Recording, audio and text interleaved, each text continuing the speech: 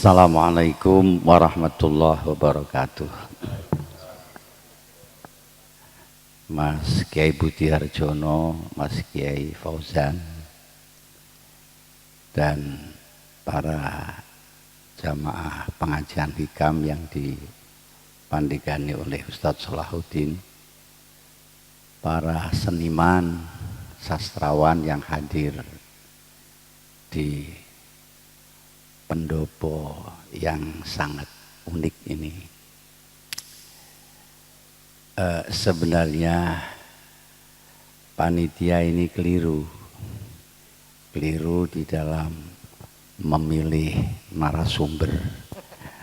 Dengan alasan apa saya ditunjuk sebagai narasumber yang materinya adalah sastra pesisir, sastra pesantren. Kalau saudara Ubed, saudara Solah tahu persis ini bukan porsi saya, tahu persis. Mungkin memang sengaja akan mempermalukan saya atau uji nyali ya begitu.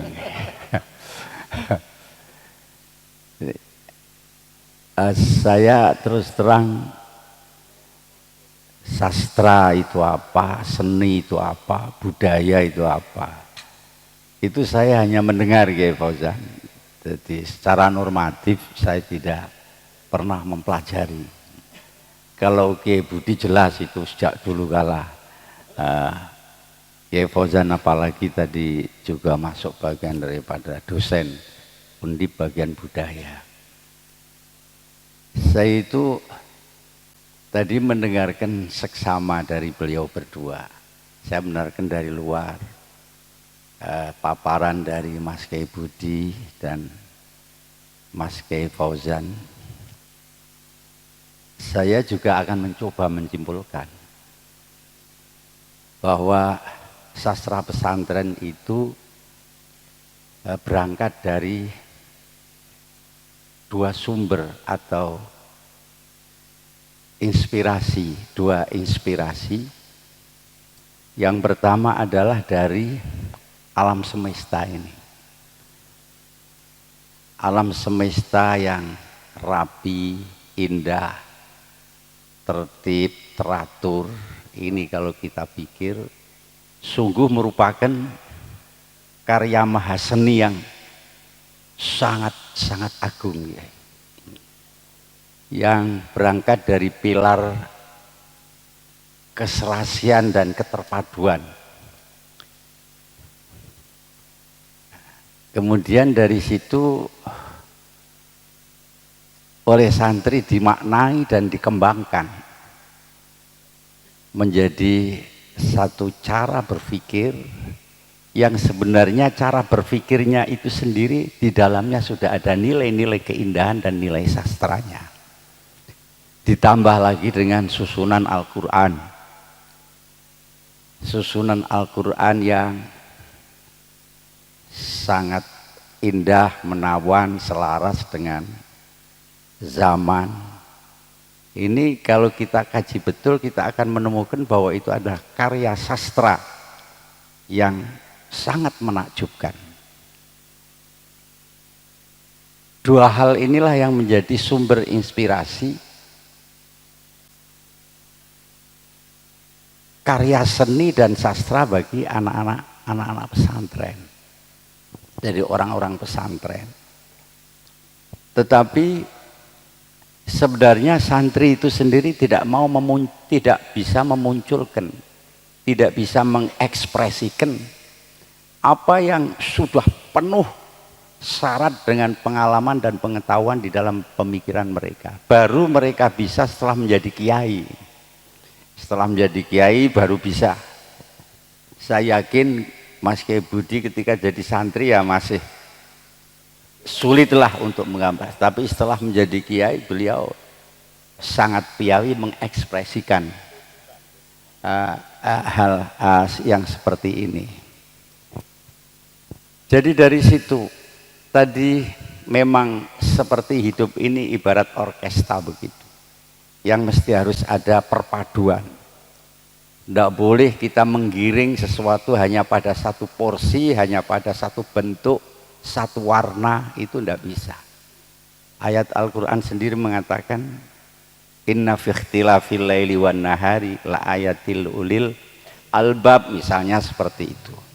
Isyarat-isyarat di dalam Al-Quran bahwa dunia ini harus bermacam-macam itu sudah ada. Jadi kita tidak bisa, bahkan orang mukmin sekalipun itu tidak boleh kita paksakan. Orang iman itu tidak boleh kita paksakan, karena Allah, tadi pagi saya membaca, lau sya'allahu la amana man fil ardi kulluhum jami'a afa anta tukrihun nasa ayyakunu mu'minin. Kalau Gusti Allah kersa orang bumi ini menjadi iman semuanya, Allah tidak ngersake itu, karena memang kehidupan itu biar bervariasi begitu.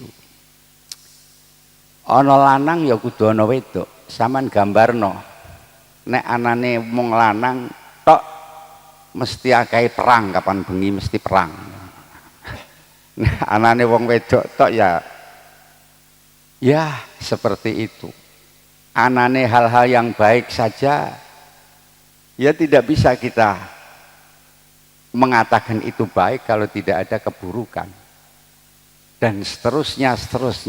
Jadi orkestra kehidupan ini memang sudah menjadi satu kelaziman, kepastian yang sudah ditetapkan oleh Allah SWT yang kita tidak mampu merubah. Benar sekali apa yang tadi dikatakan, bahwa inspirasinya itu dari tatanan alam yang dicermati oleh para ulama, kemudian dari susunan sastra Al-Quran yang sangat indah, yang sulit kita selami, kita kaji secara tuntas. Ini yang membuat para santri-santri itu tanpa belajar sastra dia sudah memiliki karakter sastra. Ini hanya tinggal ekspresinya saja. Mungkin ada yang memang dia bakat, sebab sastra itu butuh kecerdasan imajinasi, termasuk kecerdasan emosi untuk mengekspresikan hal-hal, kata-kata yang indah yang bisa menarik perhatian orang lain. Kalau tidak salah begitu itu gambaran saya.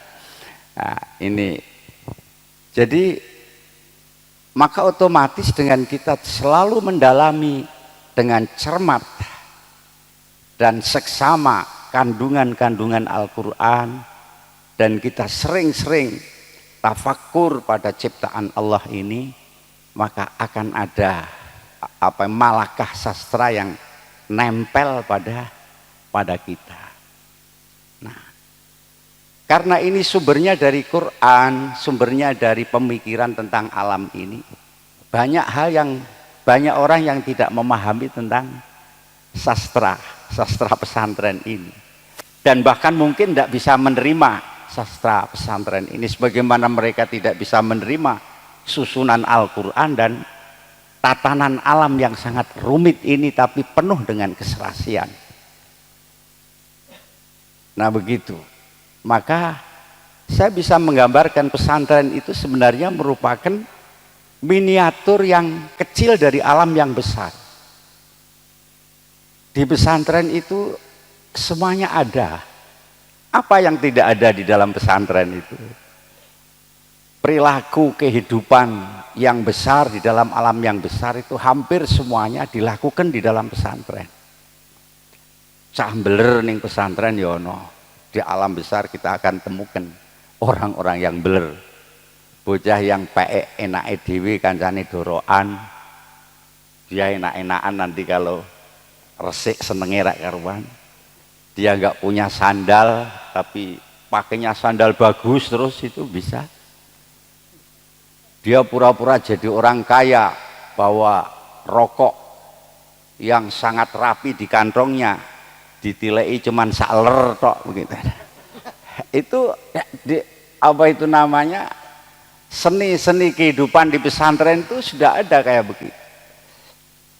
Dan seterusnya di dalam soal pendidikan sendiri, sungguh kalau di pesantren itu sudah diajarkan bagaimana kita bermusyawarah secara demokratis itu, dan memberikan peluang untuk menyampaikan pendapat dan seterusnya, ada semuanya. Dan uniknya juga ada, dari sekian banyak orang yang pinter pidato juga ada, yang pinter perdukunan juga ada, Kiai. Di pesantren itu sudah pinter perdukunan, yang seneng seni suara, baca berjanji dengan lagu-lagu dengan terbangan, lengkap sekali di sana. Dan anehnya ketika sudah sampai di rumah itu semuanya laku. Maka tadi betul Mbah Kiai Budi mengatakan bahwa media dakwah itu tidak fokus pada satu saja, tidak pada dakwah dengan ucapan kata-kata, tapi berbagai hal bisa diarahkan untuk menjadi media dakwah. Ini satu keunikan yang mesti harus kita kaji di pesantren ini.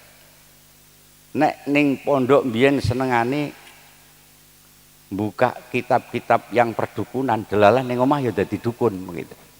Itu sudah dibaca oleh orang banyak kondisi seperti ini. Nah, maka maaf saya secara apa itu namanya, sejarah apalagi itu saya nggak paham tentang apa sastra itu. Tapi saya memahami bahwa sastra pesantren atau religi itu tidak bisa dipisahkan antara syariat dan hakikat, tidak bisa. Justru yang menarik keindahannya itu manakala ada hakikat yang masuk, ada hakiki yang masuk di dalam sastra itu. Sebab kalau hanya syariat saja itu kaku dan belujut begitu. Belujut itu bahasa apa saya sendiri tidak ngerti, cuma ikut-ikutan. Kaku dan belujut ya. Ya melucut lah ya. Ya cuma itu. Maka dibumbui dengan hakikoh, diwarnai, diisi dengan ruh hakikoh. Satu contoh dari karya-karya Imam Ghazali misalnya, dengan kata-kata yang indah beliau mengatakan kalau ada orang mengingkari ikhtiar itu sama dengan mengingkari sunnah Rasulullah, sunnatullah. Tetapi kalau orang mencaci orang yang tidak ikhtiar, itu berarti menyalahi tauhid, seperti itu. Jadi artinya kedua itu biar tidak salah harus dipadukan jadi satu. Nah, misalnya seperti itu. Jadi saya terus terang tidak bisa bicara panjang soal sastra ini, tapi barangkali nanti kalau waktunya panjang, ada undangan seperti ini, nanti tak pelajarani dengan sesungguhnya barang sebulan tentang soal sastra itu. Nih, maka saya mohon maaf tidak bisa panjang lebar, tapi saya sudah menangkap maksudnya, sudah mengerti maksudnya di dalam event ini, dan sungguh saya harapkan ini merupakan satu acara yang bisa menyentuh kebatinan kita, yang kemudian nanti bisa kita kembangkan, bisa kita budayakan dalam event-event seperti ini, karena kita sedang akan menggugah batin kita, akan menggugah ruh kita yang selama ini ikut kena virus apa itu namanya corona. Jadi sel-sel corona, virus corona itu hampir sudah memasuki sel-sel akidah umat Islam sekarang ini. Nah, dengan kita berbicara soal sastra dan seni ini, kita akan tahu sebenarnya apa rahasia Tuhan di balik ini semua. Assalamualaikum warahmatullahi wabarakatuh.